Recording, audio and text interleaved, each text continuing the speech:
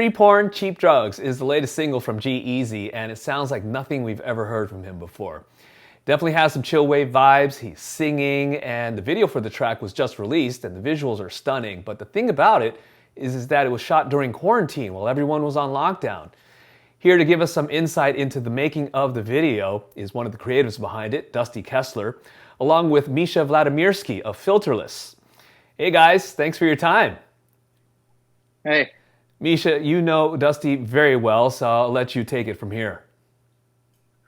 Thanks for thanks having for us. having thanks for having us. Hey, so Dusty and I have worked together for a long time, and when I saw the video, I was like, we got to have him, talk about it. I'd love to like really jump right into it and figure out, how did you guys come up with the visuals behind the video, and how did you even select the locations? Because it looked like nothing that I've seen you do, and also it looked like nothing I've seen Jarrell do in a sense. And also in this time Sure. to be able to, knock something out like that it's an achievement. So take it. Yeah, absolutely. Obviously, everybody knows it's like a very trying time to try to create or produce anything like this. So honestly, it was a huge honor for me to be able to work on this project. And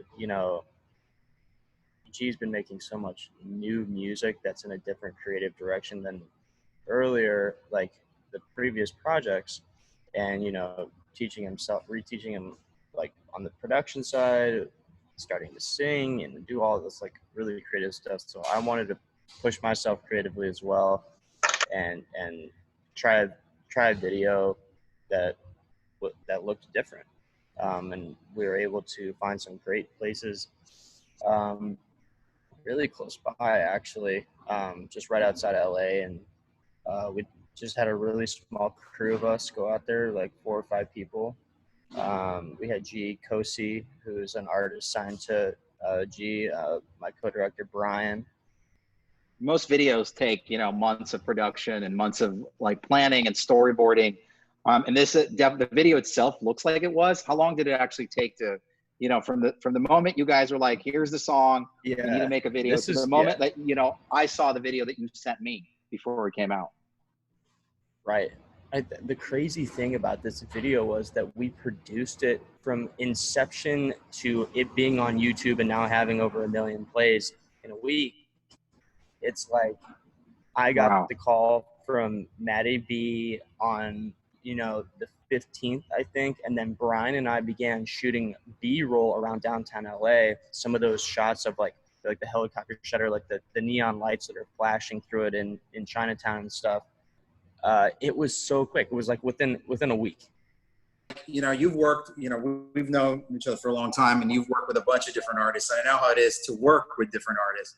How do you usually, when you're working on a music project or a photo project, how do you actually collaborate with somebody? Because a lot of the time, in our world, we are just the creators of the visual identity of somebody that already has a storyline. So how do you actually, when you work with somebody like G or like Miguel, how do you make that work?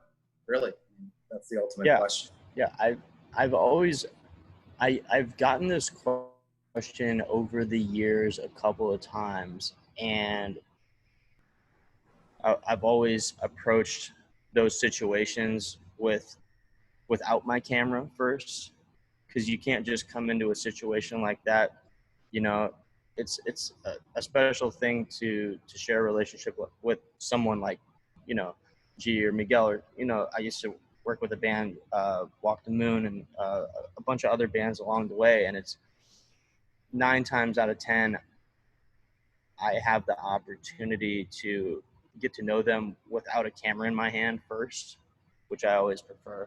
And then that's how you create that relationship and that rapport. And then you can pick up the camera and get into those personal and intimate situations that I think are so valuable. When going into the creative process with a musician or an artist, like how do you find that center point of not telling them what to do, but also creating for yourself? Because a lot of the time when we shoot like live performances, it is just a live performance, so you're really translating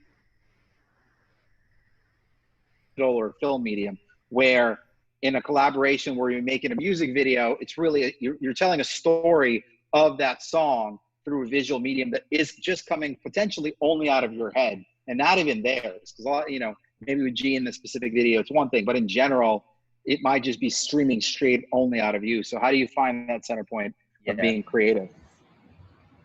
Oh man, that's having, you know, the rapport that I do specifically with that video, and just a long-term friendship and trust with somebody as well.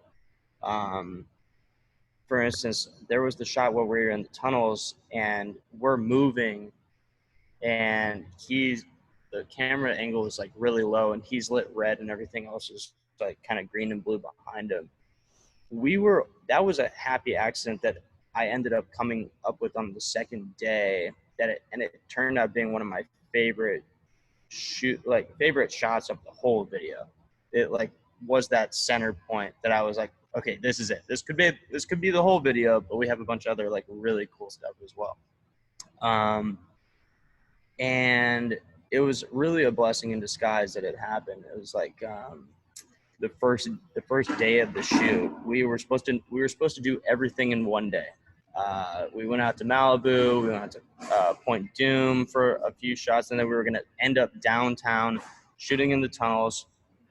The car that I rented, that beautiful black Continental, broke down in Malibu. It broke down after we ate dinner. And I'm freaking out because I'm don't have anybody really else to help me. I got Brian with me, my co-director. He's got all the camera stuff. G and everybody else are already heading downtown, and I'm like, I'm on the phone with the owner saying, hey, you guys got to come out here. The car's dead. You know, I turned it on. I got a 4th mile up the road, and this is a great thing about, like, I guess, perseverance too, and just having to think on your toes and be creative in the moment if something goes bad. You know, for anybody out there who's ever worked on a video like this, things can go wrong. Not everything always goes to plan. Yeah, and it's how you react in that moment, and troubleshoot and problem solve, which ends up giving you an even better product than you imagined before. So in that instance, I was like, okay, how are we gonna finish this tonight? We ended up not shooting it all in one night, and the best thing was the next day I got a different car for the shoot, and it happened to be a convertible.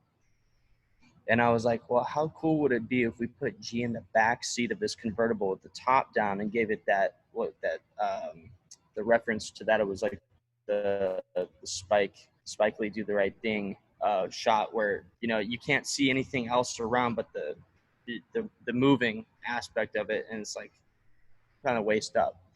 So I was like, G, get in the back seat, and we turn the music up. I'm driving the car, mind you, directing it. Brian's sitting right next to me in the car, shooting up. I'm like, get the angle just like this, get the light just like that. And we just do a few laps in the tunnels in downtown LA. And it tied the whole thing together. I was like, we wouldn't have been able to accomplish that if that wouldn't have happened. The car wouldn't have broken down. So, and for me, that's what made it. And it probably helps that you and Jarrell have that connection of you know, and absolutely, because I can tell him to do what. That's the collaboration, right? Trust. Even if he's a little bit unsure of it, which he definitely was in this whole process, I'm like, trust me, it's gonna look good. It's gonna look good. Just because, you know, it's like not typical. Usually, you know, we're used to these major productions, especially with someone like him, a major label artist, you know, with, you know, crazy budgets that, you know, people dream of. And I'm just here doing my little, you know, thing, but we still made it look. We still did it justice. We did the song justice, and the video came out great. Hey, Dusty, I think it turned out amazing, and especially with the constraints you were under in terms of time, being under shelter in place. That's got to be a tough thing, right? Exactly. It's obviously an uncertain, trying time, and you know, everyone should do their best to stay creative as they can, and stay on their toes, and keep thinking ahead, because we will come out of this way stronger. And I think everybody, you know, can do their part. Absolutely. Just great work again. Dusty Kessler, Misha Vladimirskiy are Filterless. Thanks, guys. Thank you, Pete.